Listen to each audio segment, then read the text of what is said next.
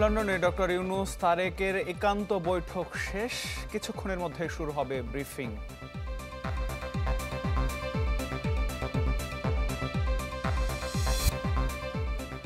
ইরানের একাধিক পারমাণবিক স্থাপনায় ইসরায়েলের হামলা, বিপ্লবী গার্ডের প্রধান নিহত, পাল্টা আঘাত তেহরানের।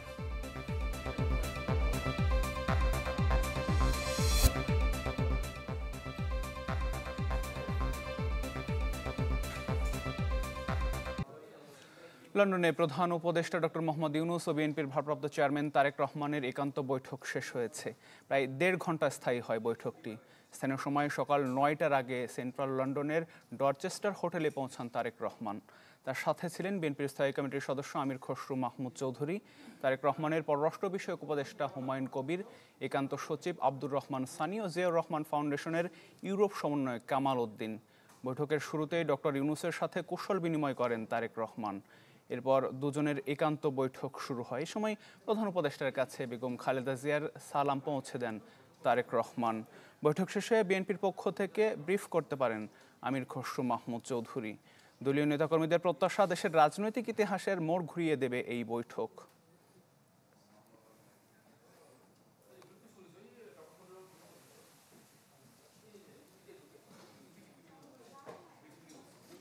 দর্শক, আমরা এই বৈঠকটির বিষয়ে সবশেষ জানবার চেষ্টা করব। আমাদের সহকর্মী মোর্শেদ হাসিব আমাদের সাথে যুক্ত হচ্ছেন। হাসিব, বৈঠকের বিষয়ে সবশেষ কি জানতে পেরেছেন? জি, আমরা আসলে ব্রিফিং এর জন্য অপেক্ষা করছি। ব্রিফিং চলছে, আমরা সরাসরি সেখানে যেতে চাই, তারপরে আমি আপনার প্রশ্নের উত্তর দিচ্ছি।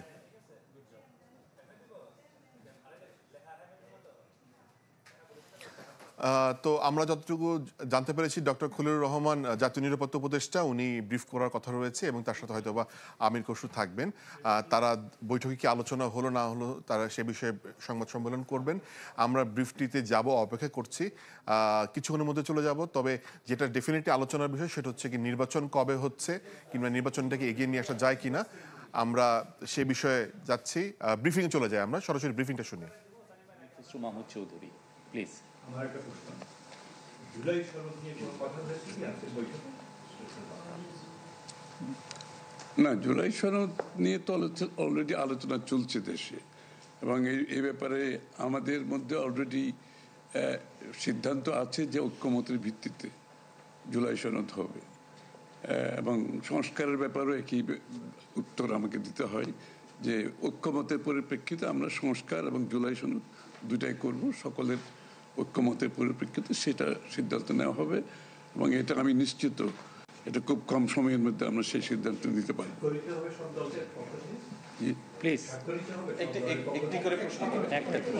হ্যাঁ, ঐক্যমত যেখানে হবে, স্বাভাবিকভাবে ঐক্যমতের পরিপ্রেক্ষিতে যে সিদ্ধান্ত হবে স্বাক্ষরিত তো হবেই, না হওয়ার কোনো কারণ তো নেই।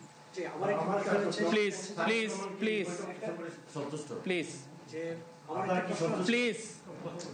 প্রশ্নটি হচ্ছে যে যেটি বারবার যে কথাটি বলা হচ্ছে যে নির্বাচনের একটি সঠিক তারিখ নির্ধারণে আসলে সমস্যাটা কোথায়? একটি সঠিক তারিখ সুনির্দিষ্ট তারিখ, এর কোনো সমস্যাই নাই। আমরা কোনো সমস্যা দেখছি না। কেউ দেখলে পারে এটা ভুল দেখছেন। নির্বাচনের সম্পর্কে আজকে যৌথ বিবৃতিতে আমরা বলে দিয়েছি দুপক্ষই, এবং নির্বাচন কমিশন আমরা আশা করব শীঘ্রই একটা তারিখ ঘোষণা করবে। নির্বাচনের কথা হচ্ছে না, দেশের রাজনৈতিক পরিবেশে অন্যান্য বিষয় নিয়ে কথা, সব বিষয়ে আলোচনা তো হবে স্বাভাবিক। আমরা তো নতুন বাংলাদেশ গড়ার প্রত্যয় নিয়ে সামনের দিকে এগোচ্ছি। সবাই আমরা চাই দেশ গড়ার যে প্রত্যয় আমরা নিয়েছি, আমরা ঐক্যবদ্ধভাবে সেই কাজটা করব। শুধু নির্বাচনের আগে নয়, নির্বাচনের পরেও বাংলাদেশ গড়ার যে প্রত্যয় নিয়ে আমরা সবাই ঐক্যমত হয়েছি, সেটা আমরা সামনের দিকে এগিয়ে নিয়ে যাব। একজন প্লিজ প্লিজ, উনি বলুন। সংস্কার নিয়ে যে দীর্ঘ আলোচনা হচ্ছিল, সেই সংস্কার বিষয়ে বিএনপির পক্ষ থেকে বা তারেক রহমান সাহেবের পক্ষ থেকে আপনারা কিভাবে রিঅ্যাক্ট করেছেন? যে আবার স্যার আমি শুনি, যে সংস্কার নিয়ে যে বর্তমান সরকারের যে একটা বিশাল রূপরেখা তৈরি হয়েছে, একটা বিশাল তালিকা, সেই তালিকা নিশ্চয়ই আজকে আপনাদের সামনে উপস্থাপন করা হয়েছে। যে সংস্কার বিষয়ে আপনাদের মতামত কি, বিএনপি কিভাবে সেটাকে? না না, এটা তো পরিষ্কার। এটা এখানে না বোঝার কোনো কারণ নাই। বিষয়টা হচ্ছে সংস্কার। চিফ অ্যাডভাইজার সাহেব, তারেক রহমান সাহেব, আমরা সবাই একই কথা বলছি যে বিষয়গুলোতে ঐক্যমত হবে সেগুলোতে সংস্কার হবে, তাই না? তো সংস্কারের বিষয়টা একটা চলমান প্রক্রিয়া। এমন না যে আজ সব সংস্কার এখন শেষ হয়ে যাবে। এটা নির্বাচনের আগেও কিছু সংস্কার হবে যেখানে ঐক্যমত হবে, আর নির্বাচনের পরেও সংস্কার অব্যাহত থাকবে। কারণ আমরা যেই দেশ গড়ার প্রত্যয় নিয়েছি, সংস্কারের প্রয়োজনীয়তা সবাই অনুভব করছে এখানে। সুতরাং আগে পরে সংস্কার চলতে থাকবে। প্লিজ প্লিজ প্লিজ প্লিজ আমার মনে হচ্ছে তারেক রহমান দীর্ঘদিন ধরে এখানে অবস্থান করছেন এবং স্বরাষ্ট্র উপদেষ্টাও বলেছেন ওনার দেশে ফিরতে কোনো বাধা নেই। ওনার এই ব্যাপারে কোনো আলোচনা হয়েছে কিনা বা কবে দেশে ফিরতে পারে?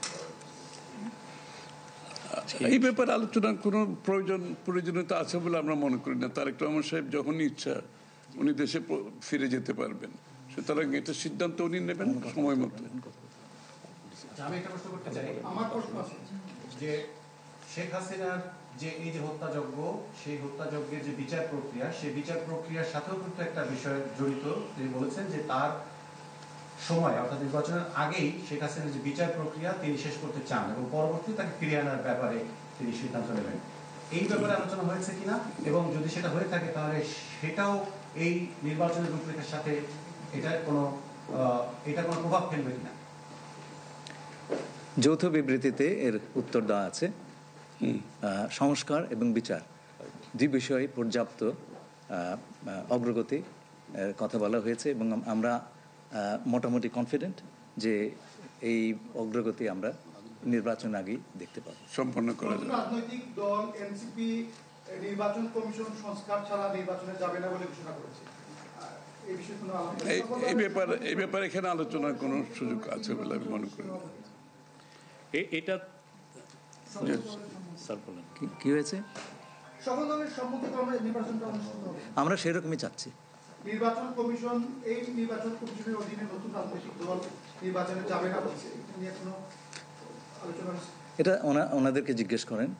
এটা যার প্রত্যেকটি দলের নিজস্ব মতামত আছে, তবে আমরা সকলকে নিয়ে নির্বাচনটা করতে চাচ্ছি। আচ্ছা, তাহলে কি আমরা বলতে পারি যে এপ্রিলে যে ঘোষিত যে নির্বাচনের রূপরেখা, তাহলে সেখান থেকে সরকার কিছুটা সরে আসতে চাচ্ছে বা আসবে? যৌথ ঘোষণায় এই বিষয়টি সুস্পষ্টই বলা আছে। আপনারা শুনেছেন, যদি সকল কাজ সময় মতো আমরা করতে পারি এবং বিচার ও সংস্কারের ব্যাপারে পর্যাপ্ত অগ্রগতি হয়, তাহলে নিশ্চয়ই সেটা করা যেতে পারে। এখানে আমি একটু অ্যাড করি যে ইয়ের সাথে, যে মিটিংটা প্রথমে আমাদের দুই সাইডের ডেলিগেশনের সাথে হয়েছে এবং পরবর্তীতে 1-to-1 ওনারা দুজনে দীর্ঘ সময় আলোচনা করেছেন। আপনারা কি সন্তুষ্ট কিনা? নিশ্চয়ই সন্তুষ্ট। শুধু আমরা তো বলছি নির্বাচনের আগে নয়, নির্বাচনের পরও দেশ গড়ার ক্ষেত্রে আমরা সবাই একসাথে কাজ করতে হবে, নতুন বাংলাদেশ করতে হবে। আর সন্তুষ্ট না হলে তো যৌথ ঘোষণা আসবার কথা নয়। এখন যে বিচার প্রক্রিয়া চলছে বিগত সরকারের যেগুলো, আপনি একবার কোশ্চেন করে দেন প্লিজ। না আরেকটা লাস্ট কোশ্চেন নিব, লাস্ট একটা কোশ্চেন নিব।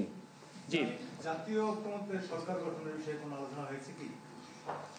না, এটা তো নির্বাচন পরবর্তী সিদ্ধান্ত, যারা নির্বাচিত হবে তাদের সিদ্ধান্ত। সুতরাং এখানে তো আলোচনা হওয়ার কিছু নাই। Thank you. যে আমরা ব্রিফিংটা শুনছিলাম, সেখানে ছিলেন জাতীয় নিরাপত্তা উপদেষ্টা ডক্টর খলিলুর রহমান, ছিলেন আমির খসরু মাহমুদ চৌধুরী, বিএনপির অন্যতম শীর্ষ নীতি নির্ধারকের একজন, এবং প্রেস সচিব সহ আরও একজন। তো আমরা ব্রিফিংয়ে যেটা পেয়েছি আপনাদেরকে আরেকটু বলে দিতে চাই, যেহেতু ছোট্ট করে একটু রিক্যাপ দিতে চাই। সেটা হচ্ছে গিয়ে নির্বাচন বিএনপি চাচ্ছিল ডিসেম্বরে হোক, ঈদের আগে প্রধান উপদেষ্টা ঘোষণা করেছেন যে এপ্রিলে এটা করা হবে। সেই জায়গা থেকে হয়তোবা উভয় পক্ষ একটা মধ্য পয়েন্টে এসছে যে হয়তোবা নির্বাচন খুব দ্রুত একটা ঘোষণা করতে যাচ্ছে। সেই তারিখটা, দিনক্ষণ এবং সবকিছু ঘোষণা করবে হচ্ছে নির্বাচন কমিশন। আমরা ধারণা করতে পারি যেহেতু আগামী বছর মার্চে হয়তোবা রোজার ঈদ হবে, সেক্ষেত্রে সেইটা আসলে নির্বাচনের আগে হইলে সেটা ফেব্রুয়ারি ফার্স্ট উইকের দিকে, প্রথম সপ্তাহের দিকে চলে যায়, সেটি একটি বিষয়। আরেকটা হচ্ছে জুলাই সনদ, যেখানে যে এই যে অভ্যুত্থান, সেই অভ্যুত্থানে মানুষের জন্য ত্যাগ, সেই জায়গাটা যে ইনক্লুড করা এবং সেই জনমত শেষে সেই জায়গাটা সবাই মিলে ইন্ট্রোডিউস করা, মানে অ্যাকনলেজ করা, সেই জায়গাটা তারা এসছে। এর বাহিরে আমরা যতটুকু দেখতে পেলাম যে মানে বৈঠকটি বেশ সফল হয়েছে এই অর্থে বলা যায় তারা যৌথ বিবৃতি করছে। সাধারণত এই ধরনের বৈঠক সফল না হলে কিংবা দুই পক্ষ একমত না হলে কিংবা একমতের জায়গায় আসতে না পারলে যৌথ ব্রিফিং কিন্তু কখনো হয় না। যেহেতু যৌথ ব্রিফিং হয়েছে তাহলে আমরা ধরে নিচ্ছি যে অনেকগুলো গ্যাপ ছিল, সেই গ্যাপগুলোকে একটা জায়গায় মিটিগেট করা গেছে, সেই গ্যাপগুলোকে একটা জায়গায় মানে এক জায়গায় হওয়া গেছে, যেই জায়গাটায় হয়তোবা তারা একমত হয়েছেন যে হ্যাঁ আমরা এইভাবে সামনে আগাতে পারবো। তো আমরা হয়তোবা কিছুক্ষণ পরে আরও বিস্তারিত জানতে পারবো। জয়েন্ট স্টেটমেন্টের জন্য আমরা অপেক্ষা করছি। আমি একটু চলে যেতে চাই আতিকের কাছে। জি হাসিব, অনেক ধন্যবাদ আমাদের সাথে যুক্ত হওয়ার জন্য। নিউজ রুম থেকে আমাদের সহকর্মী মোর্শেদ হাসিব যুক্ত হয়েছিলেন, জানাচ্ছিলেন তিনি লন্ডনে প্রধান উপদেষ্টা ডক্টর মোহাম্মদ ইউনূস এবং বিএনপির ভারপ্রাপ্ত চেয়ারম্যান তারেক রহমানের বৈঠকের বিষয়ে সবশেষ খবর। দেশ জুড়ে তোলপা ওয়ালটন ফ্রিজ কিনে আপনিও হয়ে যেতে পারেন মিলেনিয়ার। বিকেল 4টার খবর দেখছেন আপনারা। এই পর্যায়ে একটা বিরতি নিচ্ছি, ফিরছি একটু পর। দেশের বাইরের খবর জানাবো। ইরানের রাজধানী তেহরানে একাধিক পারমাণবিক ও সামরিক স্থাপনায় হামলা চালিয়েছে ইসরায়েল। হামলায় বিপ্লবী গার্ডের প্রধান, সশস্ত্র বাহিনীর প্রধান, 2 পরমাণু বিজ্ঞানীর সহ প্রাণ গেছে, বেসামরিক অনেকের। জবাবে ইসরায়েল লক্ষ্য করে শতাধিক ড্রোন নিক্ষেপ করে তেহরান। শুক্রবার ভোর হঠাৎই তেহরানে শোনা যায় একের পর এক বিস্ফোরণের শব্দ। ইসরায়েলের বিমান হামলায় লণ্ডভণ্ড হয়ে যায় রাজধানীর বেশ কয়েকটি স্থাপনা।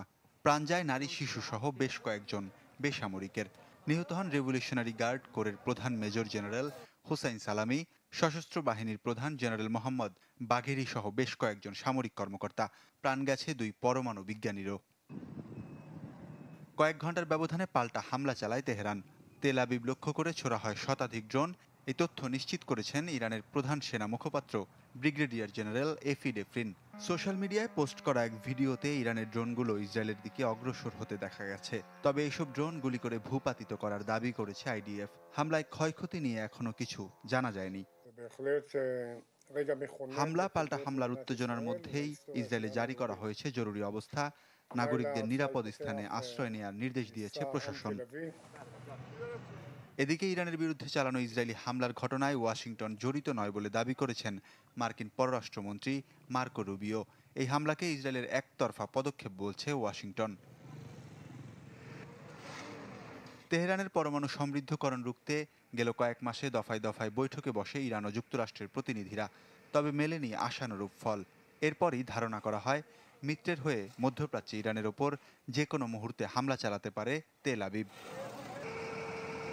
ওয়ালিউল্লাহ ফারুক, চ্যানেল 24। সেলফি আপু, এখন কিছু খাওয়াও। এখন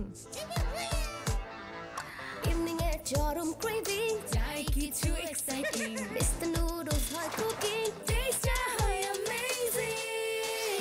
mister noodles, amazing test. Mister noodles, enjoy the best. Mister noodles, amazing test. Mister noodles, mister noodles, mister noodles.